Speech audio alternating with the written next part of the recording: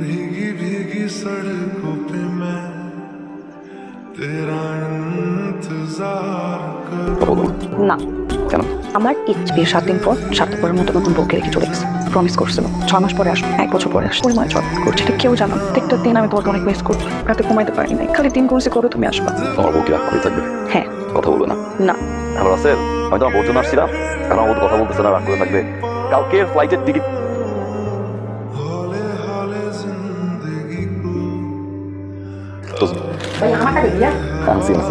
তোর ফোন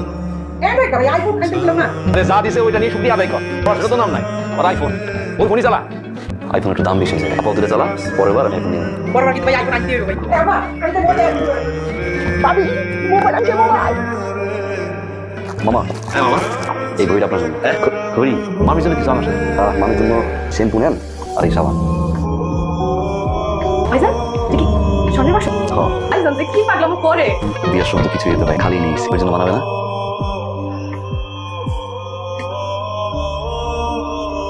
দুই ঘন্টা ধরে এয়ারপোর্টে গিরিলে এইভাবে খাড়াইছিলাম। একটা শ্যাম্পু আর একটা সাবান হইলো তোমার জিনিস আমার লাগবে। তোর আবার কি হয়েছে? কি হয়েছে? তোমার জামাইয়ের জন্য আনছে এই যে একটা গেঞ্জি আর একটা ঘড়ি, তাও আবার বক্স ছাড়া। তোর ফুটপাত থেকে কিনে আনছে আল্লাহই জানে। আরে তুই এই কথা কেমনে কইতাছস?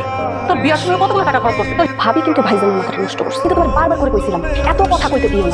24টা ঘন্টা ভিডিও কলের মধ্যে কথা বলে। তোমার জন্য যেটা আনছে এটা কয় টাকা দাম? এটা খটকুট আছে। তুমি এটা গলা খালি দেখছো, মার গলা খালি দেখে নাই, বোনের গলা খালি দেখে নাই। আরে আগে তো মাইরে দিতে পারছি, বোনটা দিতে পারছি, তারপর না আমি বোরে। তুমি একটা জিনিস খেয়াল করছো যে ভাইজান যে আরেকটা প্যাকেট আনছে এটা কি খুলছে? শ্বশুরের জন্য, শাশুড়ির জন্য, শালার। কি বার মানে কে তোমার কাছে ঘুমাতে দাও? আমি ভয় কেন? এবছর বাড়ি কাজ করলাম, আমাদের বিয়ে তো তোমার টাকা খরচ হয়েছে, কত কষ্ট করো। তো আমার ইচ্ছা করে না বউকে কিছু দিতে, বিয়ের সময় দিতে পারছি, খালি ওরা নিয়ে আসছে। এটা আমার জীবনের সব থেকে দামি পাওয়া। একটু পড়া প্লিজ। একটু পড়া দাও না।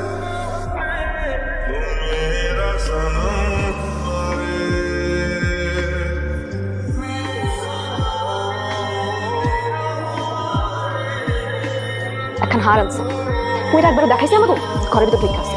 কেন দেখালে কি হইতো? আমরা কি নিয়ে নিতাম? আবার চলো না, খাবার দিছি, আসেন সবাই মিলে খাবো। তোমার মনে অনেক সুখ, তুমি যাও খাই নাও, আমরা পরে খাবো না। আপনি কি কইতেছেন? গরম গরম খাবার সবাই মিলে খাবো না? আসেন না। একটা হার আনছে আমার পোলায়, তুমি তো একটু কইরা আমার সামনে আইসা কইতে পারতা। দেখেন তো আমার কেমন লাগতেছে, আমার কত খুশি লাগতো। কইলে কি আমরা কি নিয়ে নিতাম তোমার হার? না মা, আমি তো ওই হারটা নিয়ে ভাবি যাও তো যাও, আমরা বললাম না পরে খেলো। যাও তুমি ভাইজানের সেবা করো গিয়ে।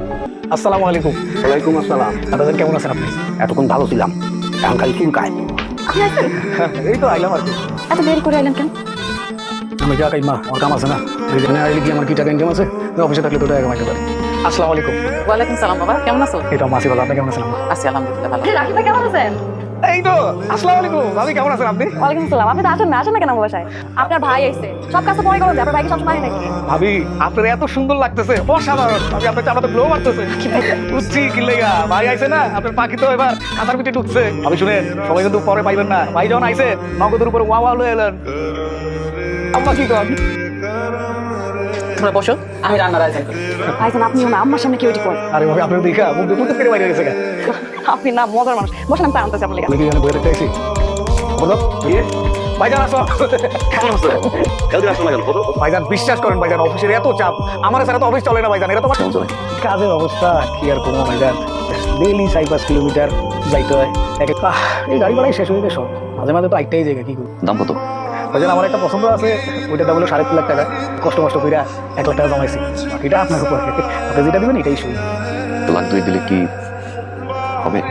ভাইজান তার তো 3.5 লাখ টাকার বাইক পছন্দ, এমনিতেই তো 1 লাখ টাকা ভরতে হইব। বুঝছি, সমস্যা নেই, আমি দেখে নিচ্ছি। বসো। এখন একটাই চিন্তা, এটা হলো মাসুমের নিয়ে। মাসুমের তো একটা ব্যবস্থা করুন দরকার। ব্যবস্থা মানে?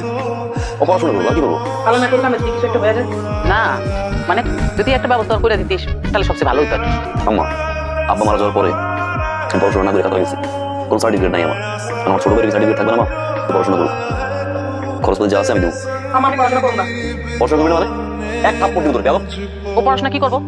ও কি পড়তে বসে না পড়তে চায়? 3-3বার ফেল করছে। ওর যদি একটা ব্যবস্থা করা যায় তো, মানে ও চাইছিল যে একটা দোকান দিতে, একটা ব্যবসা করতে।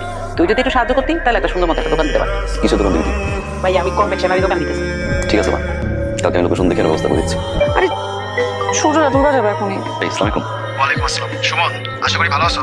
আগামী 3 দিনের মধ্যে তোমাকে কোম্পানিতে জয়েন করতে হবে। 3 দিনের ভিতরে? কি করেন ভাই, আমি না 3 মাস ছুটি নিয়ে আসলাম। আমার কিন্তু এখন রাশিয়া ইউক্রেন যুদ্ধের কারণে সারা বিশ্বে তেলের যোগান বাড়ছে, আমার ছুটি ক্যান্সেল হয়ে গেছে। বউ প্রেগনেন্ট, একটু বসটি হালকা কথা একটু বুঝাই দেন। বস কি কারো কথা শুনে? তুমি জানো না বস কেমন? 3 দিনের মধ্যে না আসলে তোমার চাকরিটা টাকাটা বেড়ে যাবে। নার্সি বাড়ির পিছিয়ে তো মোটামুটি কম টাকা যায় না, সিমেন্ট দোকানের পিছনে অনেক টাকা যায়। মিতুর জামাইরে বাইকের জন্য 2 লাখ টাকা দিলাম, মোটামুটি মাস খানেকের খরচ তো নিয়ে যায় কি হবে, 2 লাখ টাকার মতো শর্ট। তোর সব কথাই তো আমি বুঝলাম রে, তোর অবস্থা আমি বুঝতেছি, কিন্তু আমি কি করব ক? পুকুরে মাছ ছাড়ছিলাম, ভাবছিলাম পাঙাশ মাছ একটু বড় বড় হয়েছে, যাই দেখি একটু সেটু কত টাকা খরচ করে মাছ ছাড়লাম, কি যে করি। ভাবছিলাম তোর কাছে যায় কিছু টাকা নিবো, বাড়ি কামে একটু হাত দিই, তোর কাছেও নাই, আমার কাছেও নাই। আমার তাহলে আসি। আচ্ছা আচ্ছা, আল্লাহ ভরসা। তুমি এনে ভাইয়া ব্যবসা কেমন চলে? ব্যবসা পুরা রমরমা, বাকি আর বাকি বাকি দিয়া পুরো ভরা লাগছে। বাকি থেকে দিস না, দোকান দিয়ে কোনো গিয়েই পাঠাই দিতাম, 1 লাখ টাকা বের করা সম্ভব? এটা কি কইলা ভাইয়া? কতগুলা অর্ডার কাটা রাখছি ভাইয়া, কতগুলা কোম্পানির মাল আইবো, আমি ভাবছি তোমার 50,000 টাকা সাম, এখন তুমি যে আমার কাছে লাখ টাকা চাও, এটা কি হয় ভাইয়া? এমনি বলছি করোই যাই, বাকি রেখে দিস না। আর থাক, তাড়াতাড়ি বাড়ি আয়। এখন কইছিলাম আরে বাবা, তোমার কি বলছি? বলছি না সন্ধ্যা পর কোথাও থাকবা না, আমার ভালো লাগে না, অস্থির লাগে। সরি ম্যাডাম, আমার ভুল হয়ে গেছে। যাও, এবার আমাদের মাফ করে দিলাম। আচ্ছা শোনো, তোমার জন্য একটা গিফট আছে। গিফট? হ্যাঁ, সবসময় তো তুমি আমাকে দিছো, এই জন্য ভাবলাম আজকে তোমাকে একটা গিফট দিই। চুপ করো না, চুপ করো। উল্টা পাল্টা গেছে দেখা। প্লেনের টিকিট কাটতে যে টাকা লাগবে, ওটার পরে যদি কোনো টাকা থাকে সেটাতে তুমি ওখানে যা খরচ করো। আমি তো জানি না তোমার কি লাগে না, ভাবতে বুঝি না তো কিছু। টাকা দিস তুমি? বলো। কি? যদি একটু লজ্জা লাগতেছিল, যদি নাকি আব্বু আবার জিজ্ঞেস করতেছিল যে আমার কিছু লাগবে কিনা, দিয়ে দিচ্ছে গিয়ে পরে তারপর কিছু কম কিছু চাই না, জিজ্ঞেস করো না, আমার কাছ থেকে নিয়ে আসতে করে দিয়ে দিব। আমি যৌতুক দিব নাকি? যৌতুক নিও মানে? আমি আমার বাপের একমাত্র মাইয়া, আর আমার বাপের কাছে আমি অধিকার আছে, আমি চাইতে পারি না। এজন্য যৌতুক? কালকে রাতের 11:30টায় তোমার ফ্লাইট, ওই যে আমি আদা ড্রাইভারে বলে রাখছি, সে কালকে সকাল 11টা আইসা তোমার নিয়ে যাবে, 5,000 টাকা বেশি দিও না। খাওয়াতে বলা যায় না, 2-3 মাসের ছুটি নিয়ে আসলি, মনে করছিলাম কত আনন্দ করবো, কত কিছু টাইম দেবো, এটা খাওয়ানো কিছুই হতো না। হঠাৎ করে তুই যাইতেছিস, যাবো না, বাড়ি থেকে যাবো। আটকানোর ক্ষমতা থাকলে পারে আমি আটকাই রাখতাম, কিন্তু পুরুষ মানুষগুলো জমির মতো, যতদিন ফসল দেয় ততদিন সেই জমিনের দাম আছে, ফসল না দিলে জমির আর কোনো দাম নাই। আমার ঠিকই বলছো, আমি তো ভালোই করো, দুধ দিতে পারলে আমার দাম আছে, দুধ দিতে না পারলে আমার কোনো দাম নেই। না যাই তোমার আমার কম বাঁচতে চাই। হ্যাঁ, তুমি পাগলামি করতে যাও, আমি না বড় আমার পেট ভরা, খাবো না। আজকে জানো আমি রান্না করি নাই, তো আমার রান্না করছে। আর মাসুম না, রুই মাছ কি যে পছন্দ করে তোমার কোনো আইডিয়া নাই। আমার 500 টাকা লিখে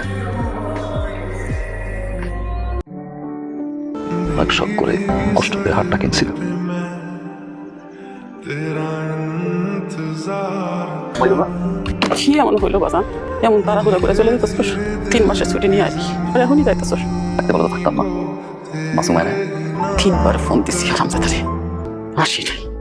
মন করে গেলে একটাই চাও, সবাই মিলে মিশে সুখে থাক, সব কষ্ট বুঝে গেলে জানো, যখন ভিডিও কল দেখি তোমার সবাই হাসি মুখে আছে, সবার সব চাহিদা পূরণ করো।